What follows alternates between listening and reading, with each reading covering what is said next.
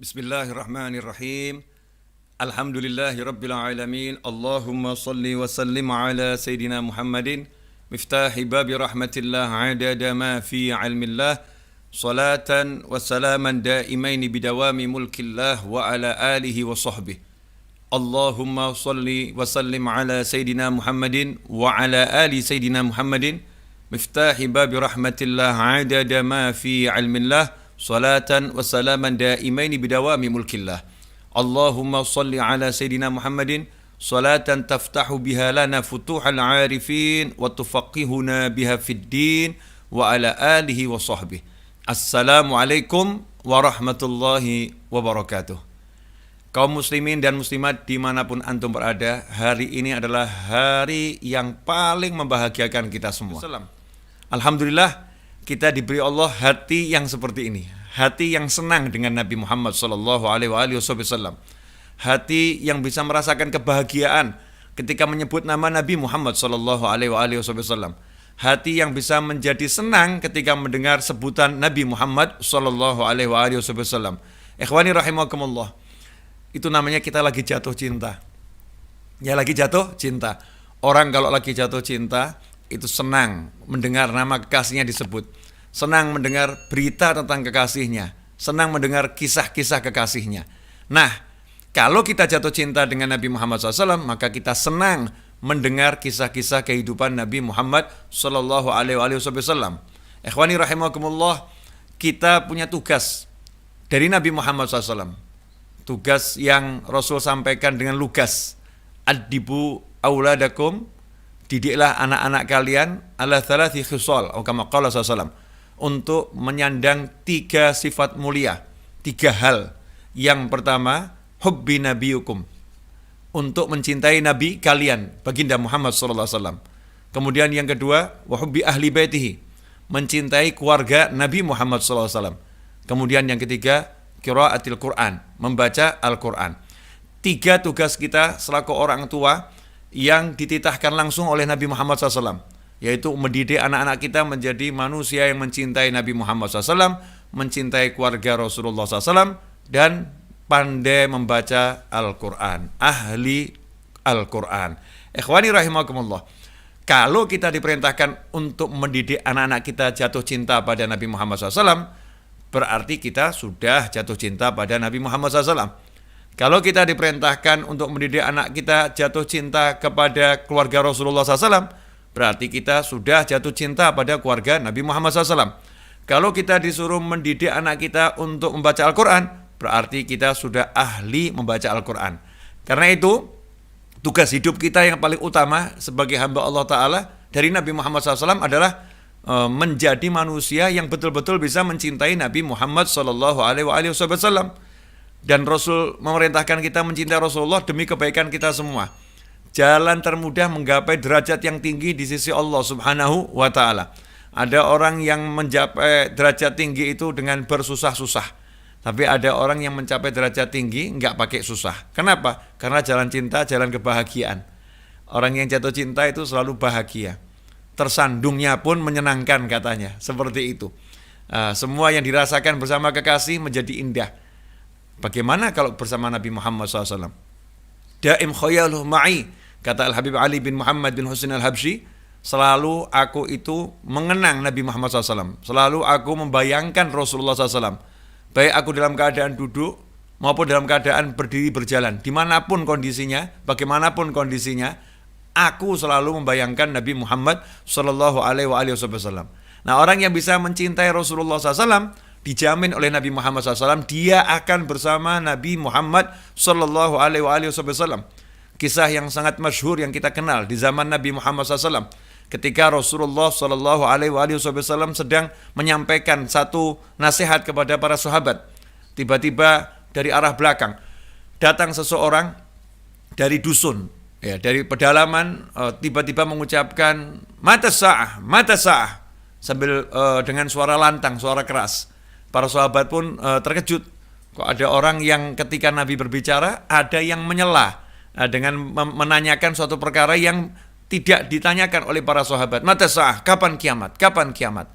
Maka Nabi Muhammad SAW mengatakan kepada orang tersebut ya setelah kajian. Jadi Rasul menyampaikan nasihatnya secara tuntas, selesai Rasul pun balik bertanya, "Manisail?" Siapa yang nanya tadi? Siapa yang nanya tadi? Maka orang dusun tadi berkata, "Saya ya Rasulullah." Nabi tidak menjelaskan kapan kiamat. Pertanyaannya tidak pernah dijawab langsung oleh Nabi Muhammad SAW saat itu. Jadi nanya kapan kiamat sama Nabi nggak dijawab. Tidak dijawab. Tapi Rasul memberikan solusi. Ya, kiamatnya kapanpun nggak jadi masalah. Yang penting kamu tidak menghadapi masalah. Yang penting kamu selamat. Itu solusinya. Maka Rasul SAW menanyakan, "Ma'adat talaha." Kamu nanya-nanya kiamat punya persiapan apa? Ya, apa persiapanmu? Kalau kita nih terlampau sering mungkin bahas tentang kiamat, tapi nggak bahas persiapan menghadapi kiamat. Nggak bahas persiapan diri kita menghadapi kiamat. Nabi Muhammad SAW mengajarkan bahas persiapannya. Ma'adat talaha. Apa yang kamu persiapkan untuk menghadapi kiamat? Maka orang tersebut melihat dirinya. Ketika melihat dirinya, ia mengatakan, "Ma'adat talaha. Aku tidak mempersiapkan sholat yang banyak untuk kiamat. Aku tidak mempersiapkan puasa yang banyak untuk kiamat." Artinya ibadahnya biasa-biasa saja, yang wajib-wajib saja. Tapi dengan bangga dan penuh keyakinan ia mengatakan, akan tetapi uhibbullaha wa rasulah. Aku mencintai Allah dan Rasulnya. Di hati ada rasa cinta. Ini enggak semua orang punya rasa cinta. Rasa cinta ya, rasa cinta itu ada kangen, ada senang ya. Sedih ketika jauh dengan kekasih. Rasa itu ada dalam diri sahabat yang dari dusun ini, yang polos ini. Maka Nabi Muhammad SAW menyatakan, "Anta ma'aman ahbabta," atau kama qala SAW, engkau bersama yang engkau cintai. Semoga Allah kumpulkan kita bersama Nabi Muhammad SAW beserta orang tua kita, pasangan hidup kita, anak keturunan kita, sahabat-sahabat kita, orang-orang yang kita cintai, orang-orang berbuat baik kepada kita. Amin Allahumma amin. Anta ma'aman ahbabta. Maka terperanjatlah seluruh sahabat. Karena inilah yang ditunggu-tunggu sahabat. Satu amalan yang bisa menyebabkan mereka bersama Nabi Muhammad SAW. Karena mereka melihat diri mereka. Beliau melihat diri beliau. Kalau sholatku sehebat apapun, gak mungkin aku bisa sekelas dengan Nabi Muhammad SAW. Gak mungkin aku bisa surganya sama dengan Nabi Muhammad SAW. Pasti surga Rasul, surga yang paling indah, yang paling besar, yang paling megah, yang paling, semuanya paling bagus untuk Nabi Muhammad SAW. Di suatu tempat di mahsyar, pasti Rasul yang tempatnya paling istimewa.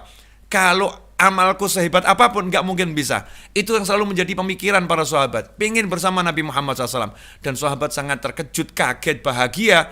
Fujaatil khair, ada kejutan yang membahagiakan, surprise. Karena Nabi SAW menyampaikan satu kalimatnya yang membuat sahabat itu menjadi berbesar hati. Rasul mengatakan, "Anta ma'aman ahbabta." Engkau bersama yang engkau cintai.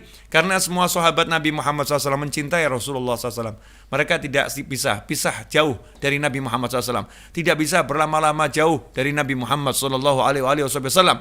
Salah seorang di antara para sahabat ketika kakinya kesemutan dan berulang kali kesemutan, minta pendapat pada sahabat yang lain. Bagaimana caranya biar kalau kaki saya kesemutan bisa langsung sembuh? Maka sahabat pun menasihatkan, sebutlah manusia yang paling engkau cintai. Seketika itu ia pun mengucapkan, "Ya wa Muhammadah." Duhai Rasulullah, yang kucintai Nabi Muhammad SAW. Seketika itu juga kesemutannya hilang, kakinya sembuh. Ya, kakinya sembuh, gak kesemutan lagi. Kalau kesemutan langsung panggil, "Duhai Rasulullah." Ya, duhai Nabi Muhammad SAW. Inilah sahabat Nabi Muhammad SAW. Beliau senang sehingga Sayyidina Anas bin Malik yang menjadi pembantu Nabi Muhammad SAW, hidupnya selalu bersama Rasulullah SAW, 10 tahun sampai wafatnya Nabi Muhammad SAW. Ketika mendengar "Anta ma'aman ahbabta", beliau mengucapkan satu statement, "Sejak kami memeluk Islam, sejak kami mengucapkan 2 kalimat syahadat, kami belum pernah merasa bahagia mendengar begitu banyak janji-janji pasti tentang kebaikan yang akan diberikan kepada orang-orang yang beramal soleh, seperti ucapan Nabi Muhammad SAW, "Anta ma'aman ahbabta." Engkau akan dikumpulkan bersama yang engkau cintai. Kemudian Anas bin Malik mengatakan, "Aku mencintai Allah, aku mencintai Rasulnya, aku mencintai Abu Bakar, dan aku mencintai Umar. Dan semoga aku dikumpulkan bersama mereka semua, meskipun amalku belum seperti amalan mereka semua." Ikhwani rahimakumullah. Karena itulah jalan cinta, jalan yang luar biasa. Kalau orang cinta itu senang kekasihnya disebut. Dengan cinta kita bisa kumpul bersama Nabi Muhammad SAW. Karena itu mari, sejak hari ini yuk, kita didik anak-anak kita untuk mencintai Nabi Muhammad SAW. Kita kenalkan, kamu punya Rasul, punya utusan Allah, namanya Baginda Muhammad SAW. Rasulullah punya orang tua, punya ayah, punya ibu. Ayahnya namanya Abdullah, ibunya namanya Aminah. Rasulullah punya anak-anak, punya putri-putri, punya istri. Ya, Rasulullah punya keluarga, punya sahabat. Rasulullah kalau makan caranya begini. Kenalkan baginda Muhammad SAW kepada keluarga kita. Setiap hari, mari kita program mulai hari ini. Ya, setiap hari mulai hari ini kita program mengenalkan anak kita kepada Nabi Muhammad SAW dengan mengenalkan Rasulullah SAW kepada anak kita. Insya Allah kalau seperti itu, maka anak kita akan menjadi anak-anak yang luar biasa dan otomatis kita menjadi orang tua yang luar biasa. Laqad kana lakum fi Rasulillahi uswatun hasanah. Sungguh dalam diri Nabi Muhammad SAW untuk kalian semua sudah ada suri teladan yang terbaik. Liman kana yarjullaha, untuk siapa? Untuk orang-orang yang mengharapkan Allah dan hari akhir. Wa dzakarallaha katsira, dan orang-orang yang mau berzikir banyak kepada Allah Subhanahu wa taala. Ikhwani rahimakumullah, mulai hari ini yuk satu hari mengenal Nabi Muhammad SAW. Setiap hari, ya walaupun cuma satu kalimat yang kita ajarkan kepada diri kita ajarkan kepada anak keturunan kita, melaksanakan wasiat Nabi Muhammad SAW. Perintahkan dirimu, ajarkan kepada keluargamu, kepada anak keturunanmu, adibu auladakum, ajarkan kepada anak keturunanmu 3 hal, yaitu untuk mencintai Nabi Muhammad SAW, mencintai keluarga Rasulullah SAW, dan juga membaca Al-Quran. Qiraatul Quran sudah sering kita perhatikan, dan Alhamdulillah sudah sangat kita perhatikan. Tapi ajaran cinta ini yang kita abaikan. Kita enggak mendidik anak-anak kita untuk mencintai Nabi Muhammad SAW. Mulai didik anak kita untuk senang mendengarkan nasidah, qasidah yang menyebutkan sifat-sifat mulia Nabi Muhammad SAW. Suatu hari saya berada di sebuah mall, mau makan. Di meja seberang saya ada orang tua besar bersama anak-anaknya. Pemuda, dengan anaknya masih kecil, 2 anaknya. Kemudian saya lihat anaknya itu satu dengan yang lain saling membenarkan mana yang betul baca qasidahnya. Ya, mana yang betul baca qasidahnya. Saat itu saya terharu, luar biasa ini. Orang tua ini punya anak, saya aja lihatnya seneng. Yang masih kecil, anaknya bahas, bukan gitu qasidahnya, yang betul begini. Enggak, yang betul begini. Nah, Salatullah, salamullah, ala toha, Rasulillah, salatullah, salamullah, ala yasin, habibillah. Yang satu, enggak, yang betul salatullah, salamullah, ala yasin, habibillah. Ya dibalik, yang satu bilang enggak. Tapi perdebatan anak ini tentang qasidah, ya qasidah yang menjelaskan kemuliaan Nabi Muhammad SAW. Nah, jangan sampai anak-anak kita menghafal lagu-lagu yang lain. Didik anak kita menghafal lagu-lagu yang membuat dirinya mengenal Nabi Muhammad SAW. Pangkatnya menjadi tinggi di sisi Allah Subhanahu wa taala.